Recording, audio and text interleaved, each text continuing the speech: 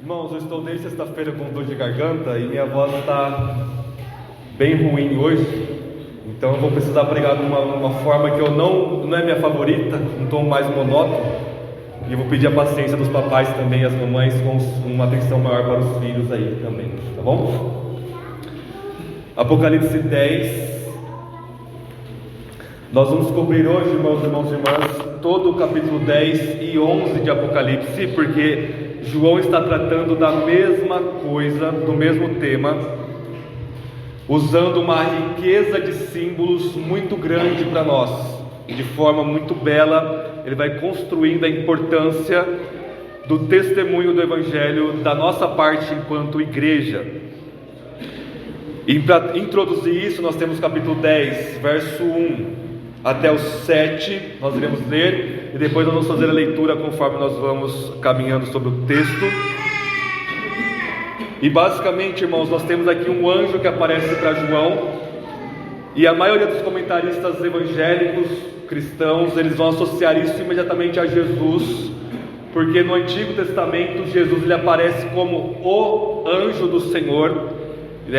Nós temos Deus, nós temos os anjos, mas tem essa figura que é o anjo, que ele é atribuído características divinas, porque ele é Deus, e que ele é adorado como Deus, ou seja, é uma manifestação em forma de anjo. Não que Jesus é um anjo, mas é uma manifestação em forma de anjo, para comunicar essa importância da mensagem, lembrando que anjo significa mensageiro.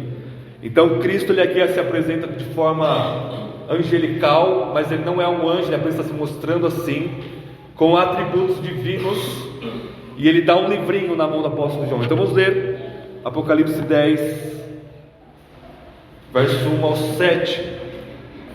Depois de dizer essa palavra do Senhor, todos respondam com amém. Todos aqueles que creem, nós vamos orar mais uma vez.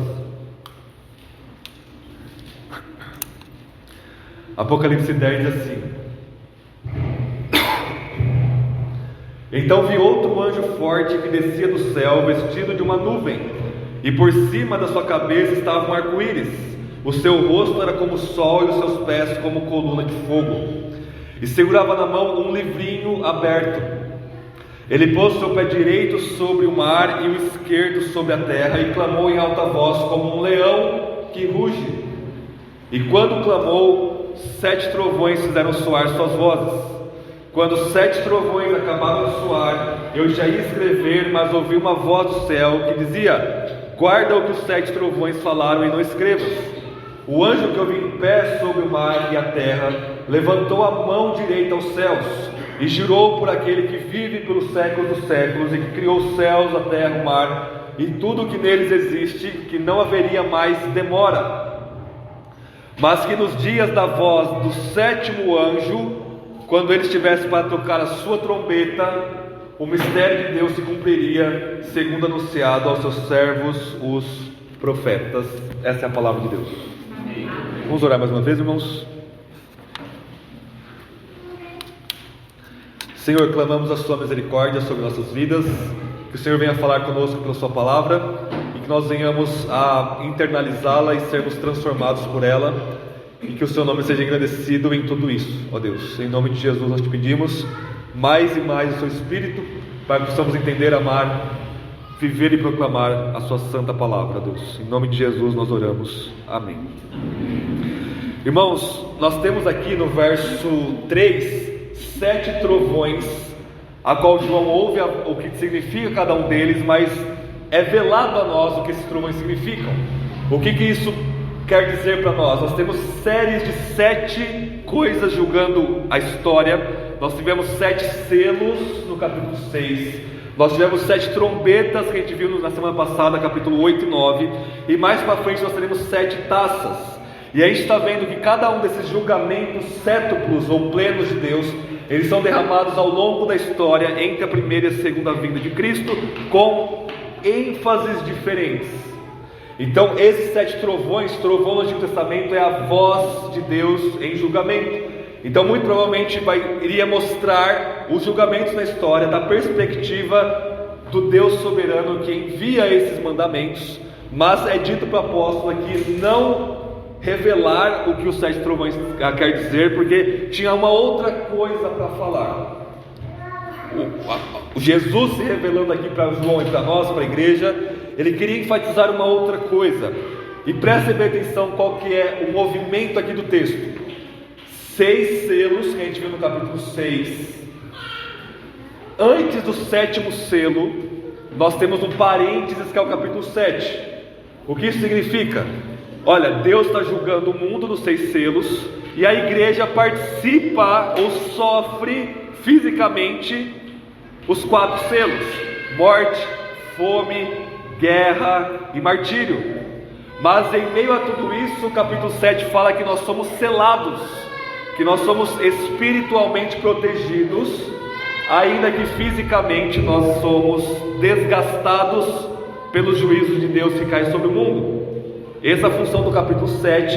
Então nós temos o 7º selo, que vai abrir a primeira trombeta, ou seja, João vai voltar na história para mostrar de novo os julgamentos de Deus da perspectiva do mundo. Ele vai focar agora, não, esses julgamentos a igreja está passando por ele de forma física, mas Deus não está irado conosco. Então as 6 trombetas mostram os juízos de Deus na história, focando no mundo como idólatra e incrédulo, e portanto sofrendo já os julgamentos de Deus.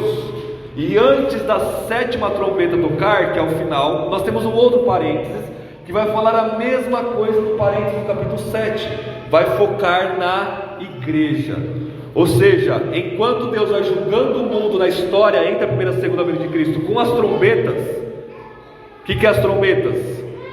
Danos físicos, demônios atormentando ali na 5ª trombeta, e tudo quanto é tipo de tribulação interna e externa que este mundo passa, vem de Deus começando a julgar este mundo.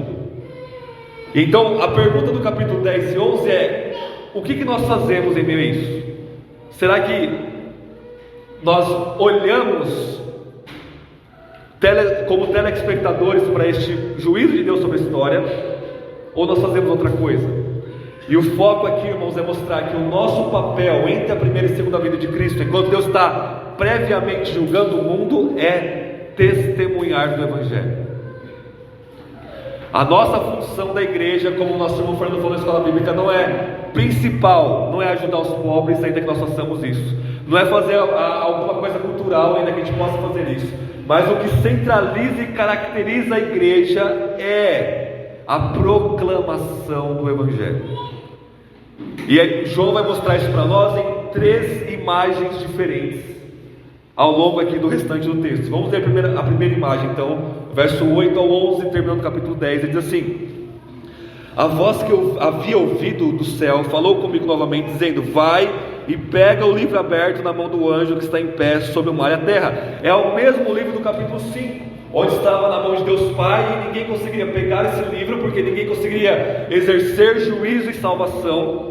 O Cristo ressurreto é o único que pega o livro e abre os selos, ou seja, Ele, o Deus homem, o Filho de Deus, é o único que pode desenrolar a história da salvação em juízo e em salvação, dependendo qual é a sua resposta ao Evangelho. E agora esse livro do julgamento da salvação de Deus, ele é minimizado, ele diminui na imagem aqui, por quê? Agora Cristo ele vai entregá-lo à igreja, ele vai entregar ao apóstolo João.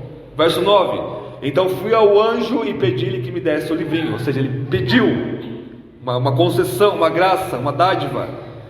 Ele respondeu: pega e come-o, ele será amargo no estômago, mas doce como mel na boca. Isso vem de Ezequiel capítulo 2 e 4, Jeremias capítulo 15. O que significa isso, irmãos e irmãs?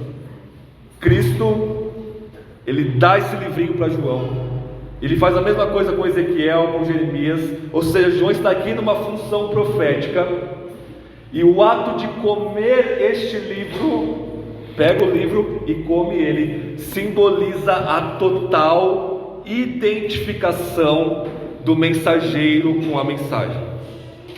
Essa é a imagem do Antigo Testamento, quando se fala de comer a palavra de Deus. Nem só de pão viverá o homem, mas de toda palavra que sai da boca de Deus. O que implica que, assim como a gente come o pão, a gente precisa comer a palavra de Deus. Então, para nós testemunharmos o Evangelho para este mundo caído que está sofrendo as trombetas de Deus, é necessário uma identificação nossa com a palavra de Deus. A gente precisa comê-la.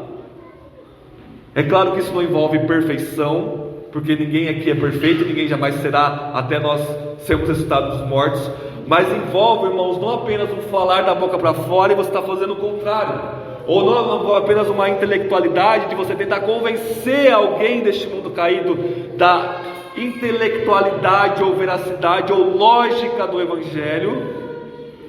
Não, envolve todo o seu ser, mente, sentimentos, vontade, olhar, palavras, ação. O modo como você age neste mundo é caracterizado, determinado por esse livrinho, pela palavra de Deus em nós. E nós comemos a palavra de Deus à medida óbvia que nós lemos, meditamos, compartilhamos e ouvimos ela no culto público. Mas reparem, quando ele come a palavra, quando ele come esse livrinho do julgamento e da salvação, é doce na boca e amargo no estômago.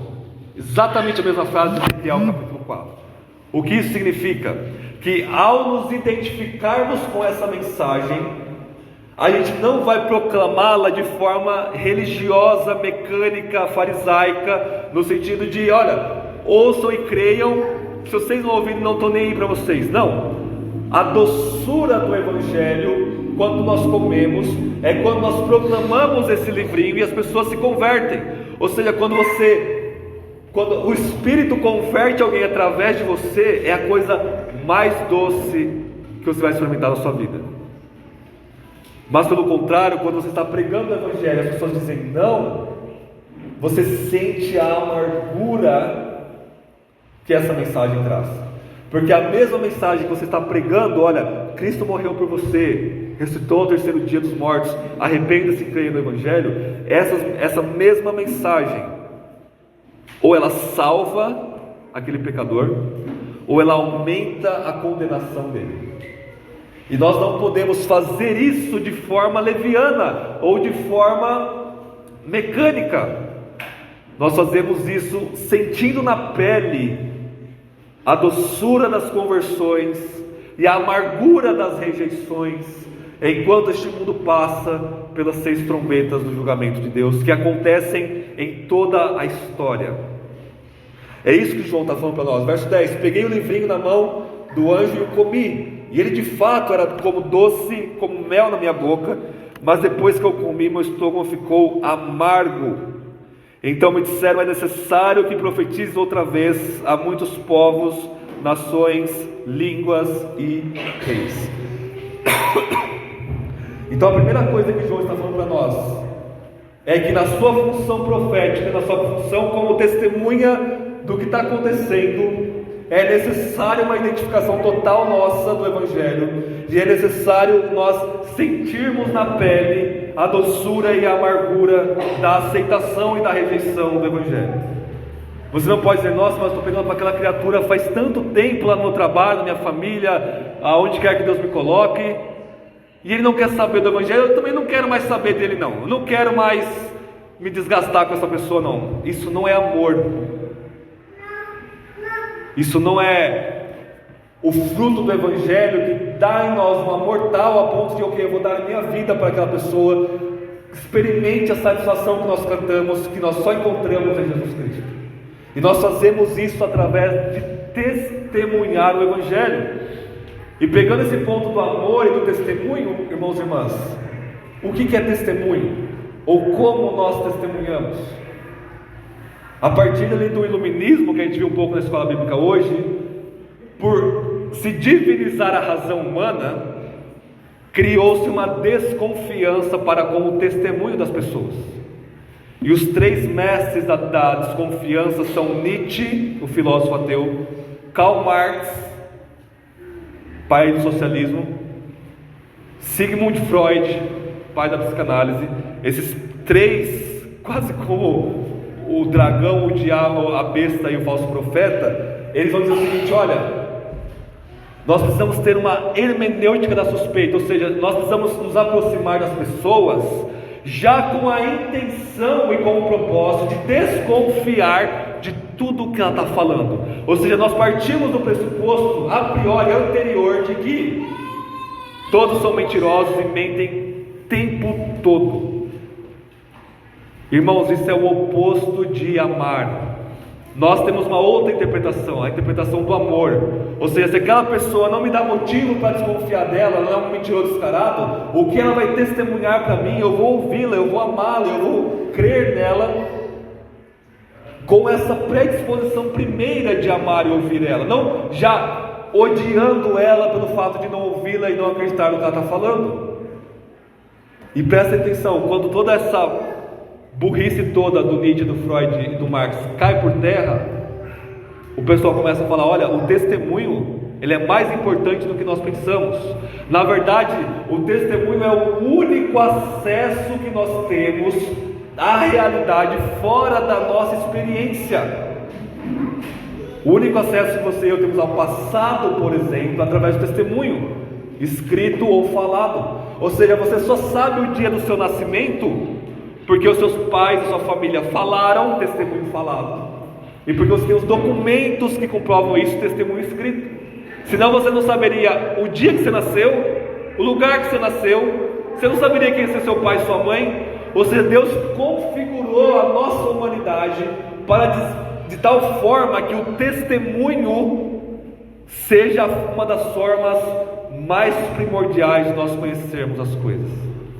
E é por isso que ele vai configurar o Evangelho dessa forma. Ele poderia colocar um telão nas nuvens mostrando o filme da paixão de Cristo, todo mundo vê, mas ele não fez isso. Ele poderia colocar um anjo lá em cima do Monte Sião, e todo mundo que peregrinasse para lá está ouvindo um anjo pregar o Evangelho. Não, Deus escolheu o testemunho meu e seu da igreja para proclamarmos o Evangelho. Então, em primeiro lugar, a gente não faz isso de forma externalista.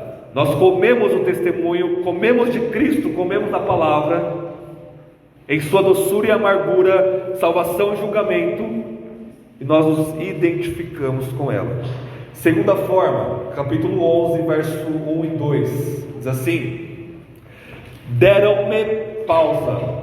Vejam que João ele não fala assim: olha, eu vi outra coisa depois disso, que é o que ele faz. Quando ele vai introduzir um novo assunto, ou ele vai retomar um outro assunto, ele fala: depois disso eu vi outra coisa, depois aconteceu isso, eu vi uma outra imagem. Não, ele continua como se fosse uma coisa só. Ele disse: deram-me um caniço semelhante a uma haste, e me disseram: levanta-te, mede o santuário de Deus, o altar e os que nele adoram. Mas deixa o pátio que está fora do santuário, não meças, porque foi dado aos gentios. Eles pisaram a cidade santa durante 42 meses. E aí a nossa imaginação brasileira voa longe disso aqui, né, irmãos? A interpretação futurista de Apocalipse, os dispensacionalistas, vai dizer que todo Apocalipse, a maioria dele é só para o futuro, não tem nada a ver conosco aqui. Vai dizer que esse templo que é medido pelo apóstolo João aqui é uma reconstrução do templo de Salomão, lá em Jerusalém, que vai acontecer no fim dos tempos. A interpretação preterista que muitos reformados adotam, ou seja, o Apocalipse todo ele, ou 90% dele é só sobre o passado, vai dizer que era o templo de Salomão, era o templo de Herodes lá do século I, que foi destruído no ano 70. Mas irmãos, para o apóstolo João, que vai escrever o seu Evangelho, as suas 3 cartas e o Apocalipse, depois do ano 70, depois da destruição do templo de Jerusalém, o templo físico lá em Jerusalém não tem mais a menor importância teológica. João ele começa o Evangelho no capítulo 2 falando que o corpo de Jesus, a sua humanidade é o templo de Deus. Ele vai dizer que a igreja é o santuário de Deus. Ou seja, para o testemunho bíblico, se os judeus ou a igreja, ou qualquer coisa que seja, construir um templo lá em Jerusalém, sabe o que vai ser? Qual a importância disso? Zero. porque Cristo e a igreja agora é o templo. E continua o que João está falando, ou seja, o que é medir o templo? No verso 1, no Antigo Testamento, medição é um símbolo muito claro em várias passagens, desde dos escritos históricos até os profetas, que simboliza proteção. Ou seja, quando Deus manda medir alguma coisa, a cidade de Jerusalém, ou manda medir o exército do povo de Deus, ou manda medir o templo do Antigo Testamento, ele está dizendo: olha, eu estou medindo isso daqui porque ele não vai passar desses limites e nada vai destruir esses limites. É um símbolo que Deus está protegendo esse templo. E esse templo aqui, irmãos e irmãs, somos nós, é a igreja. É a mesma coisa que ele falou no capítulo 7, só que lá ele usou o selo como a imagem de proteção.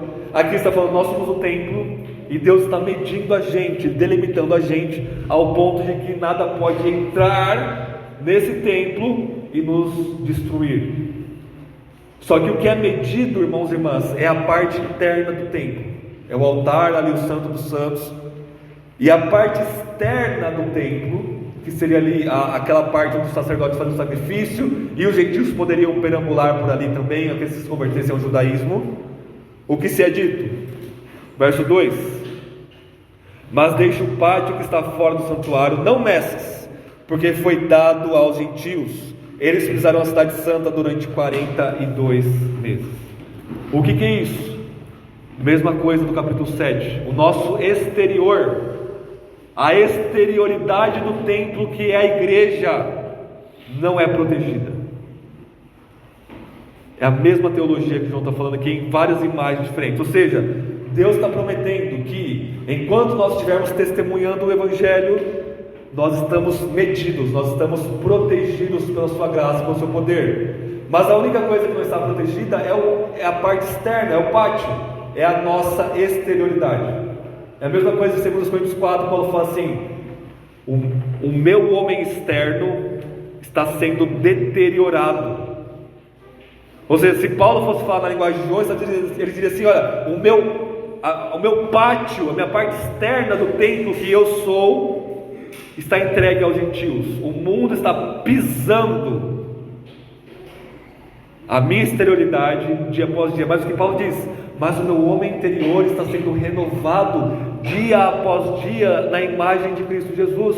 Ou seja, o meu homem interior, se Paulo fosse usar a linguagem apocalíptica de João, o meu átrio interior, o meu altar, a minha alma está sendo guardada pelo poder de Deus. E aí entra uma medição aqui de tempo, no final do verso 2, que por quanto tempo os gentios vão pisar na nossa fisicalidade concreta neste mundo?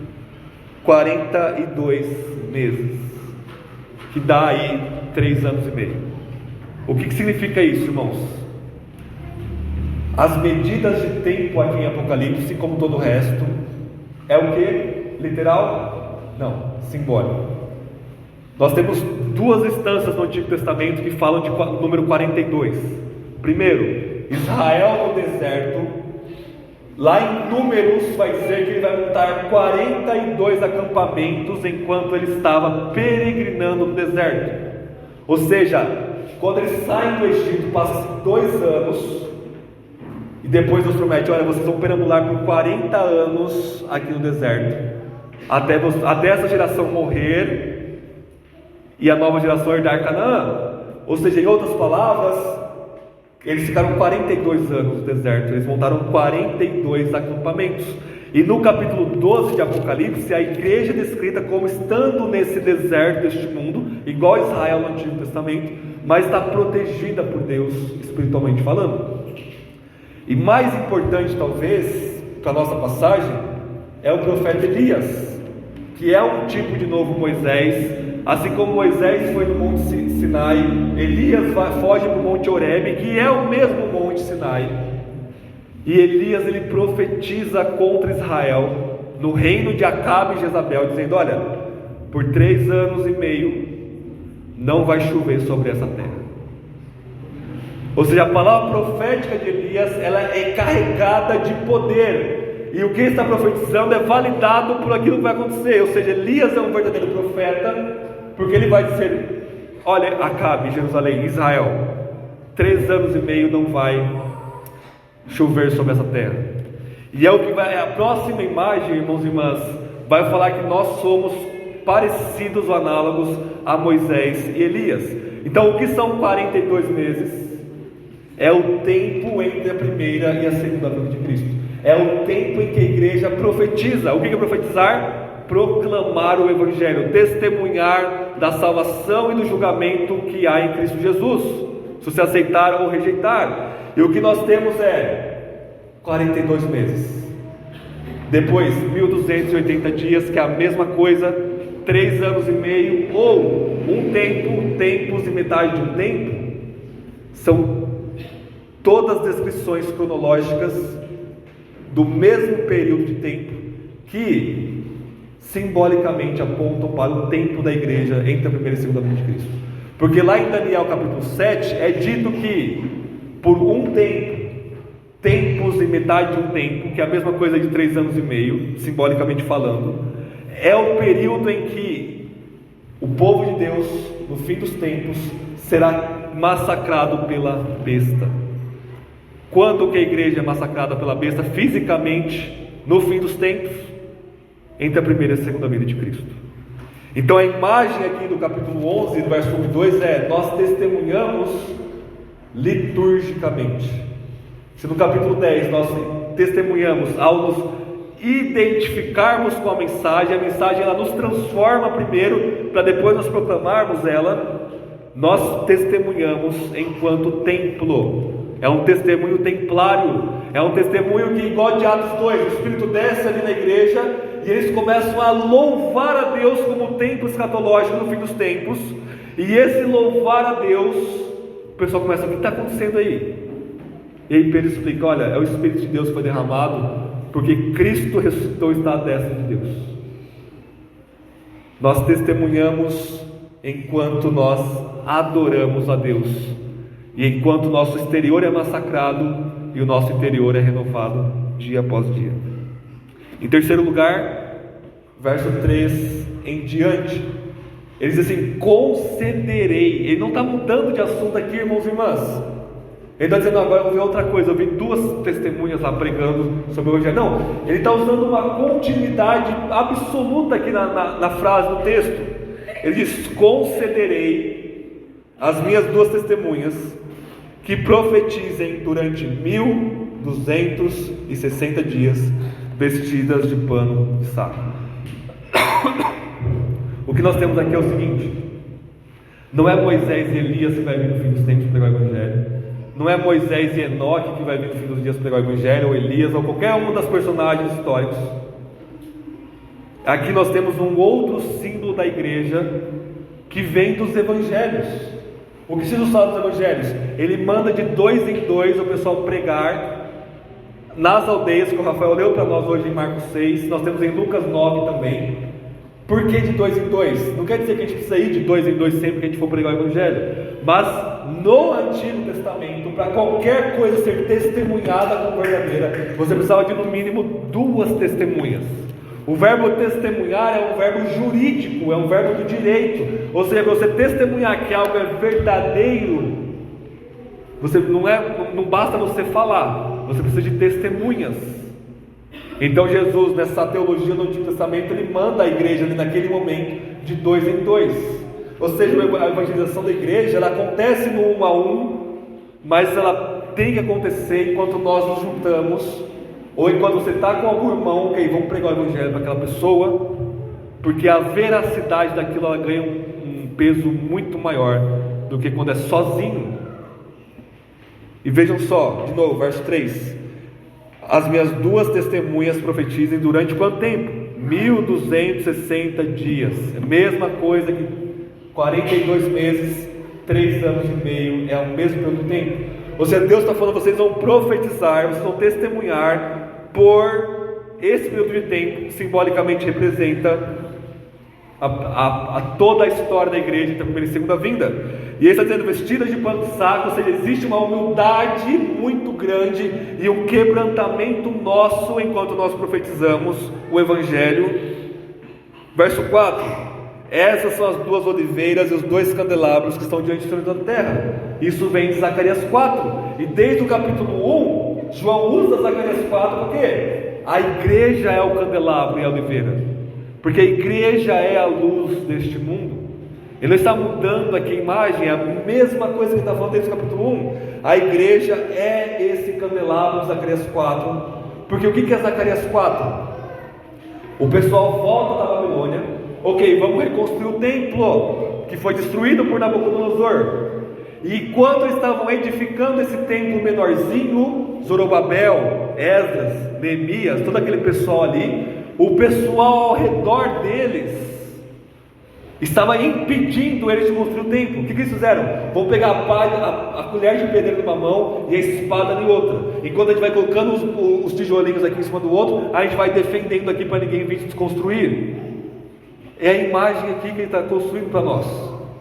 Ou seja, nós edificamos a igreja, construímos o templo de Deus com pedras vivas que somos nós, enquanto nós lutamos espiritualmente com este mundo, porque nós somos o novo Israel, o novo candelabro à luz deste mundo.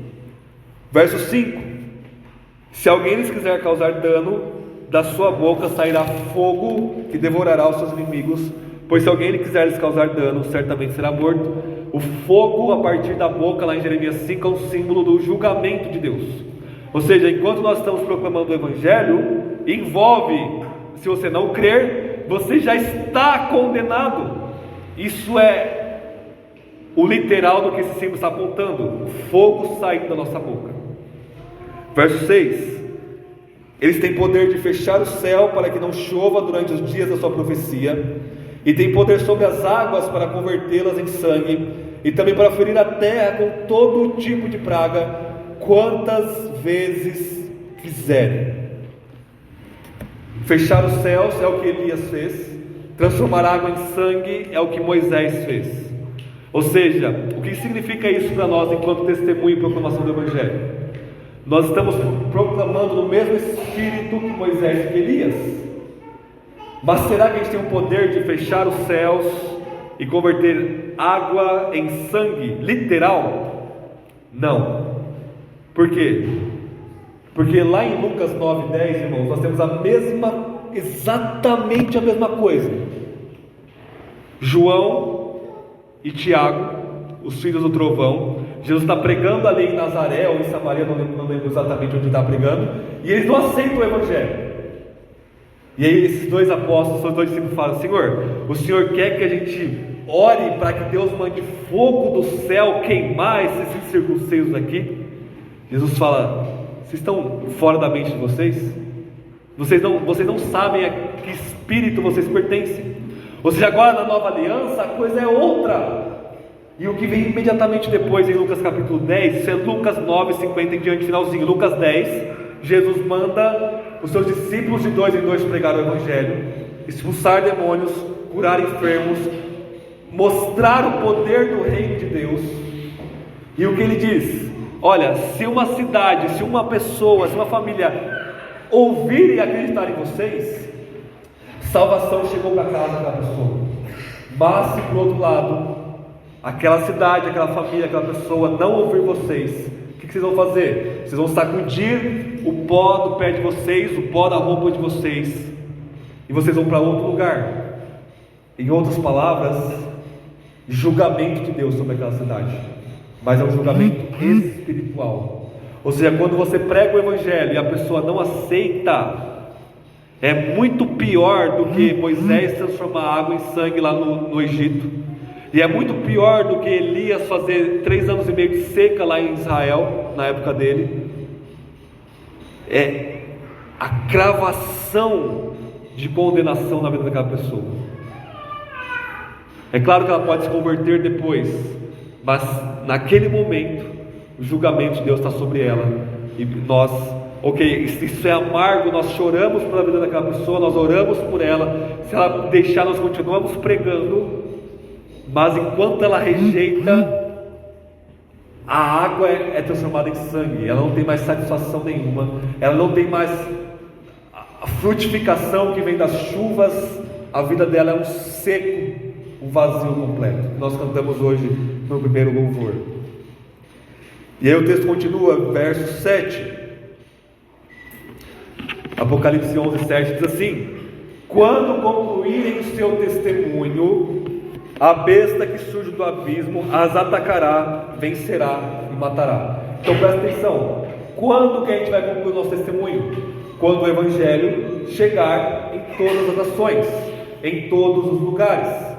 Quando o nosso testemunho, enquanto essas duas testemunhas escatológicas chegarem ao fim, a besta que surge do abismo, ou seja, o poder satânico, vai nos massacrar por um breve período de tempo.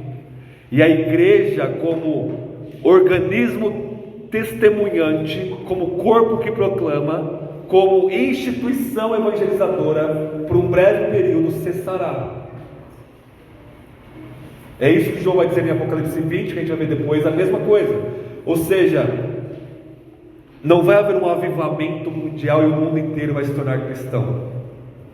E aí Jesus volta só para a cerejinha do bolo, nem precisava voltar, como é no pessoal do pós-milenismo. Não, o Evangelho cresce. O Evangelho, ele aumenta, a igreja cresce, mas ela cresce sempre através do sofrimento. E a proclamação do Evangelho para todo mundo não vai ser, nossa, que cultura cristã, que facinho, não. Vai ser à medida em que o ato externo, nosso exterior, é mordido pela besta.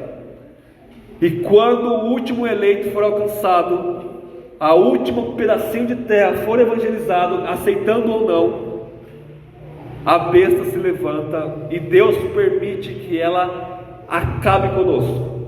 Não de forma completa, a igreja vai continuar existindo, mas enquanto proclamação pública, não vai ser possível mais fazer isso a nível mundial por um breve período de tempo. E olha o que acontece, verso 8, perdão. Os seus corpos ficarão na praça da grande cidade, espiritualmente chamada Sodoma e Egito, mas também onde seu Senhor foi crucificado. Onde Jesus foi crucificado? Jerusalém. Mas isso daqui não é geográfico, meus irmãos e irmãs. Sodoma, Egito e Jerusalém representam este mundo caído. Ou seja, não existe mais terra santa lá em Jerusalém. Jerusalém é como qualquer outra terra. Na verdade ela é tão ruim quanto o Egito, quanto Sodoma e Gomorra, porque foi lá que mataram o nosso Senhor Jesus. Ou seja, a igreja, ela, como instituição de preguiça evangelizadora, ela morre no mundo todo, porque este mundo é Egito, Sodoma, Jerusalém apóstata, digamos assim. Verso 9: pessoas de vários povos, tribos, línguas, nações verão seus corpos durante 3 dias e meio, um período curto de tempo, e não permitirão que sejam sepultados. Ou seja, vai ser uma vergonha pública essa derrota da igreja. Os habitantes da terra se alegrarão sobre eles e comemorarão, enviarão presentes uns aos outros, pois aqueles 2 profetas atormentavam os habitantes da terra.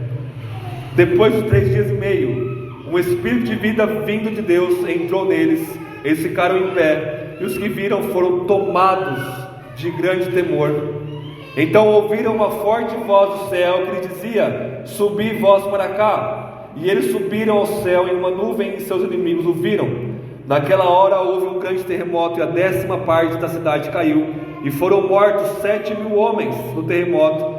Os demais ficaram atemorizados e deram glória ao Deus do céu. O segundo ai passou, o terceiro está por vir. A igreja morre por um brevíssimo período de tempo, 3 dias e meio simbolizam aí um período breve de tempo. O mundo faz a maior festa da história, porque a gente fica atormentando eles com a pregação do Evangelho.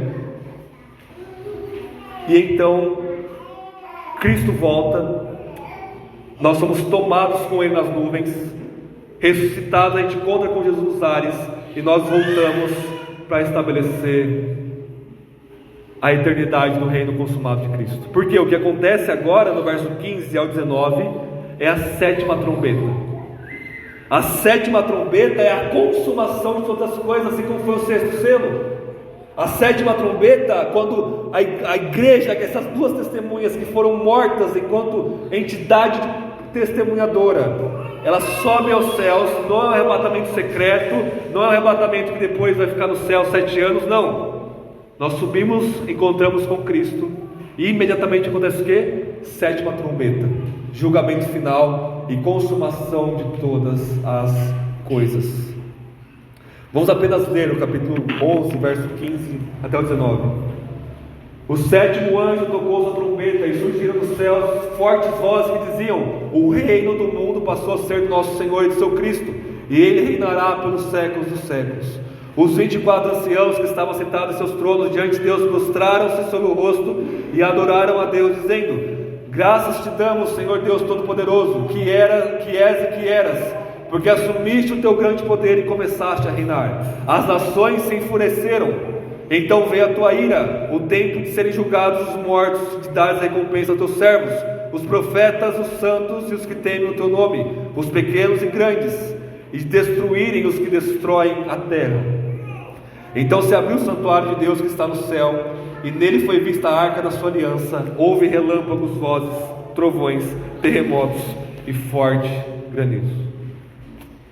Irmãos e irmãs, nosso testemunho precisa ser totalmente identificado conosco. A gente precisa experimentar do Evangelho antes de proclamar para as pessoas. O nosso testemunho é um testemunho litúrgico. Nós falamos enquanto adoramos, como templo de Deus. E o nosso testemunho não é com palavras apenas, mas no poder do Espírito, ao anunciar o julgamento e a salvação que há em Cristo Jesus. E o nosso testemunho ele vai chegar ao fim. A sétima trombeta está logo aí, o julgamento final está à espreita. E a evangelização deste mundo pode acontecer num piscar de olhos. O nosso papel é fazer isso acontecer. Debaixo da soberania de Deus, nós pregamos o Evangelho para todas as pessoas, e incomoda eles ao ponto de que, se a gente calar a boca, eles mandam presentes uns para os outros em festa. Mas nós pregamos o Evangelho. Essa é a nossa missão. É para isso que nós ainda estamos vivos, para sermos como João, comermos o livrinho, para sermos como o templo que nós somos e louvarmos a Deus. E nós somos essas duas testemunhas que fecham os céus.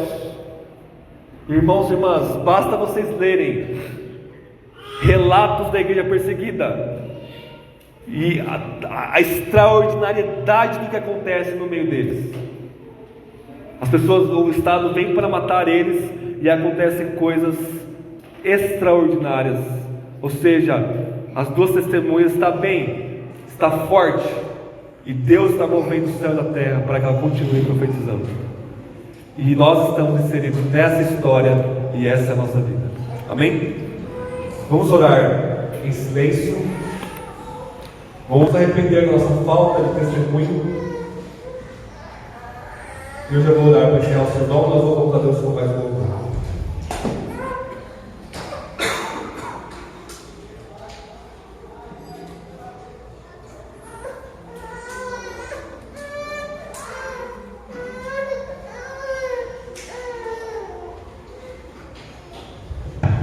Senhor, o último livro da sua palavra, quando nós lemos à luz dos outros 65 livros, é muito simples, muito claro, e diz as mesmas coisas que o Senhor diz nos outros livros, mas de uma forma mais gráfica, para que essas verdades sejam de forma final gravadas em nossos corações, em nosso imaginário e em nossas vidas. O que Paulo falou em cartas, dos evangelistas em narrativas, João nos coloca em forma apocalíptica, para que através dessas belíssimas imagens nós venhamos a Deus a internalizar melhor e mais profundamente a sua palavra. Perdoe nossa falta de testemunho do seu Evangelho, perdoe a nossa falta de identificação com a mensagem nos livre de externalismos e de uma religiosidade morta, nos dá da doçura de Cristo, ainda que isso envolva a amargura da tristeza das pessoas ao nosso redor que não se curvam diante dele. Dá-nos proteção espiritual que o Senhor tem nos dado sempre. Persevere a cada um de nós aqui, ó Deus, até o fim.